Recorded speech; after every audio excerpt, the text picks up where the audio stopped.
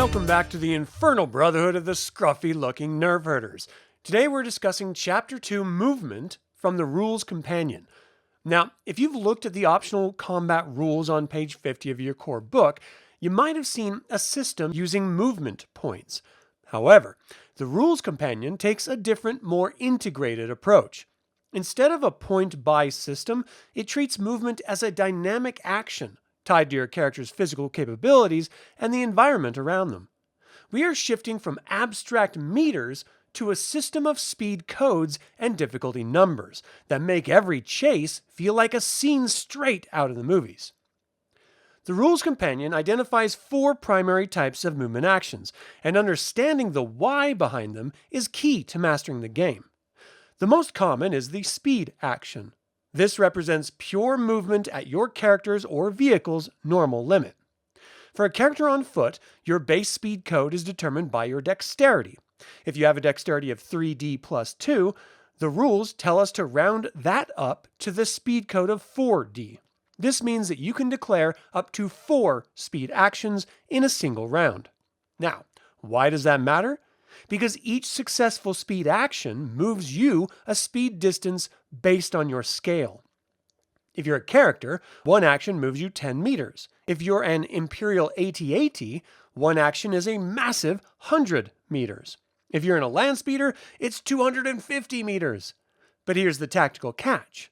Every speed action you declare counts against your total actions for the round. If our 3D plus 2 rebel decides to take 3 speed actions to sprint 30 meters, they're already at a -2 die penalty for anything else they do, like firing a blaster or dodging. If they take all 4 possible speed actions, they're at a -3 die penalty. You have to decide, do I get to cover or do I stay still so I can actually hit what I'm aiming at? To actually move, you must perform a movement roll. For a character on land, you roll your dodge skill. If you're operating a vehicle, you roll your operator skill, like repulsor lift operator, plus the vehicle's speed code. This is a significant change because high-performance vehicles actually make it easier for you to succeed. You're rolling against a difficulty number that scales with your environment. A very easy move is running over a flat hangar floor, which only requires a 3.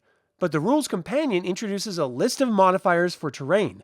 Moving through a panicked crowd or racing a speeder bike through the thick forests of Endor while fighting off scouts can jump that difficulty to difficult or even very difficult. And you do not want to fail that roll. In the core rules, failing a move just means you've stopped. In the Rules Companion, failing a movement roll means you have lost control.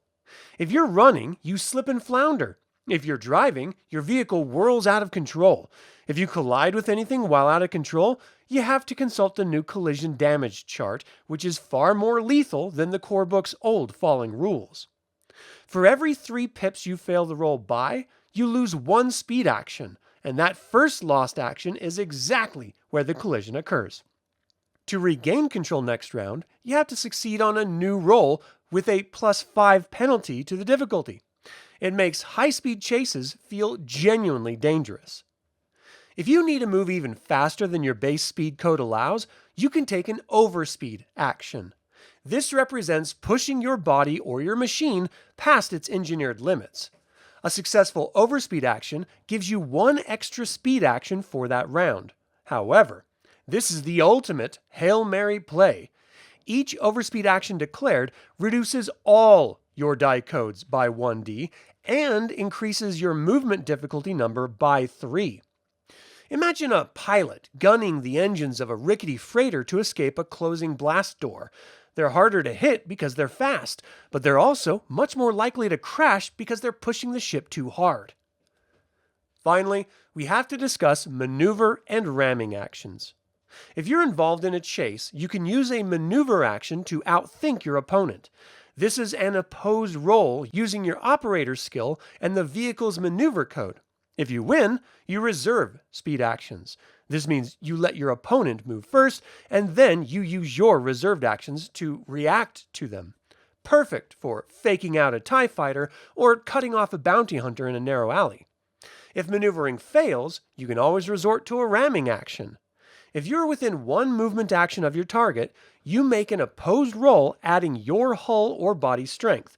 Depending on how much you beat the roll by, you could force them to lose control, or if you roll 3 times their total, you can outright destroy the target vehicle. It turns movement from a way to get from point A to point B into a high-stakes game of predator and prey. By treating movement as a series of tactical actions, speed, overspeed, maneuvers, and rams, the Rules Companion ensures that a chase is just as mechanically deep as a blaster fight. It's no longer just about who has the higher stat, it's about who is willing to take the risks to stay ahead. Thank you all for tuning in. We invite you to subscribe to this channel and click the bell to get notified about our next video. You can now join the Infernal Brotherhood through YouTube memberships and even become a patron on Patreon. Don't forget to pick up some of our custom-designed Star Wars apparel or even Star Wars tabletop role-playing games by following the links in the description below. Until the Infernal Brotherhood convenes again, my fellow scruffy-looking Nerf Herders, may the Force be with you.